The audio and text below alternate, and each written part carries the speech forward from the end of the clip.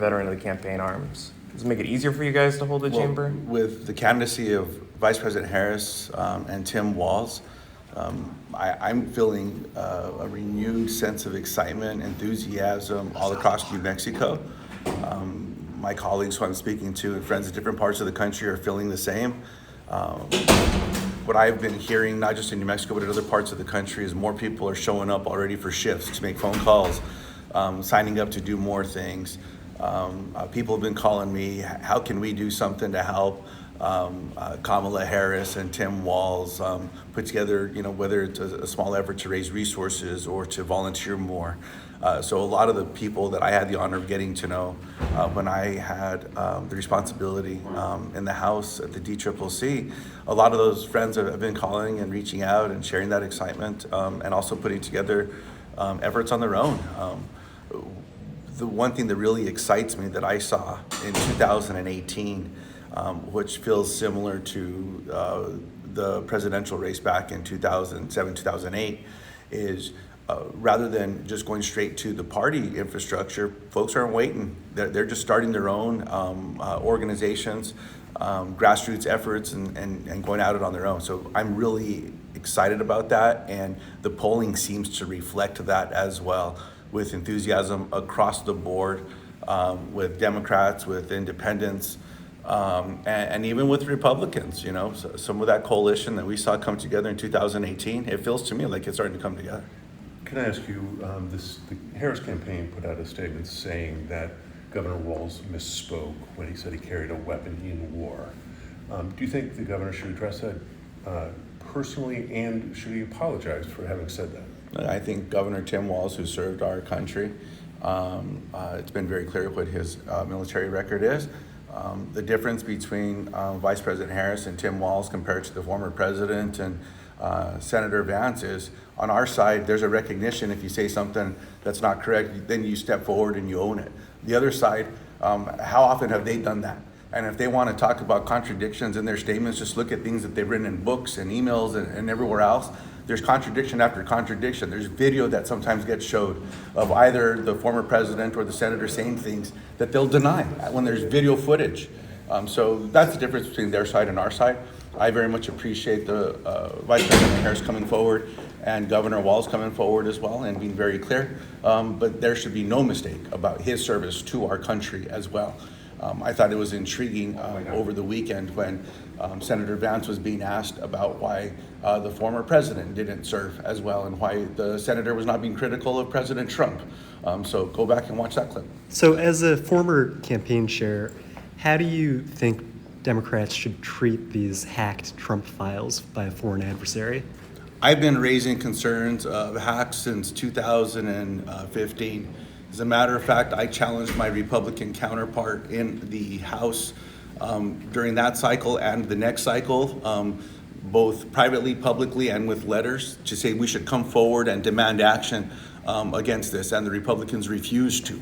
I hope now that my Republican colleagues are willing to come forward and take this threat seriously, because it is a threat on our democracy, whether it's against Republicans or against Democratic candidates. We should all be working together to ensure that those threats cannot penetrate into systems, and this is just another example where we're seeing what foreign adversaries are willing to do. But do you think Democratic campaigns should refrain from using any leaked material? I said at the time, in 2015, 2016, 2017, and 18, that material that is stolen should not be used. I've been very clear about that. And I also challenged the news media to say you need to fact check and you should not be using stolen information as well, because all you're doing is perpetrating and encouraging what the foreign actors are trying to do by stealing this information and getting it out there. What are you doing with it as well when you're reporting it from that perspective as well? You should treat it the same way. I don't know that the news media and others would like their information to be hacked and then being reported by every other network or every other paper across the country. In America, we should be working together to ensure that those hacks and material that's stolen and doctored, because a lot of it will be doctored, is not going to be used as well. We should stand together. Would you like to see Vice President Harris do a news conference in the near future? I think Vice President Harris has been abundantly clear that she'll be getting together for a formal conference at the end of this month as well. I think it's always important to be able to take questions, answer questions, and have that transparency. I think that's important. I very much appreciate her coming forward, say she'll do that at the end of the month. And I appreciate now that the former president isn't being and be thoughtful with my words, that the former president is now willing to come forward and debate Vice President Harris, because for a while it sure looked like he was trembling as opposed to now at least some debates being said. Is there an opportunity with this new ticket to sort of have a reset on policy, particularly with the border at all? I think Vice President Harris has been abundantly clear about policy. She has a very strong record. And in this area, I certainly hope that what can be shared with the American people is the reality that it was Senate Republicans and House Republicans, along with former President Donald Trump, that stood in the way of legislation that was negotiated by Chris Murphy and James Lankford, who's one of the most conservative senators in the United States Senate, associated with this issue. And now Republicans are pretending that that didn't exist. So I think the truth is going to continue to come out for the American people. And look, in the end, when it comes to this policy, I think everyone needs to realize what Democratic senators already know is that immigration system in America is broken. And we need to come together to move policy, move legislation, including looking at what actions the executive needed to take because Congress was not doing its part and it was being held up by Republican colleagues who refused to move forward on a piece of legislation that many of them helped negotiate. Are you feeling more confident about Senator Heinrich's race with the new ticket? Senator Heinrich's numbers are showing to be in a strong place. But as I've always said, whether you win by 20 points or you win by 1 point, every election is hard, and they're supposed to be.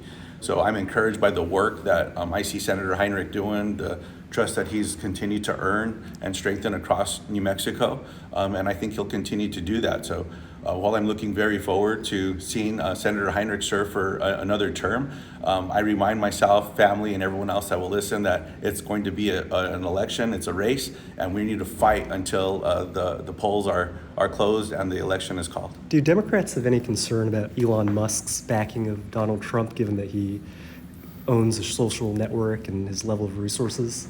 I think as we saw with this interview this weekend, that there's a concern by many that we're watching with things that were said, and it appears that Mr. Musk may have violated the own rules that he established at X, former Twitter. And in addition to that, just look at the letter that was sent from European partners about the rules that they established based on putting these falsehoods and these lies, these dangerous lies that can cause violence, up on the network as well. And that's kind of what we saw this weekend. So it's not a surprise to me. I'll leave it at that. You know, the more that Elon Musk interviews the former president, the less that I have to talk about the previous president, because they're going to do all the talking for us, and they're going to share with the American people why the former president will not be president of the United States ever again. Thank you, Thank Senator. you. I appreciate it.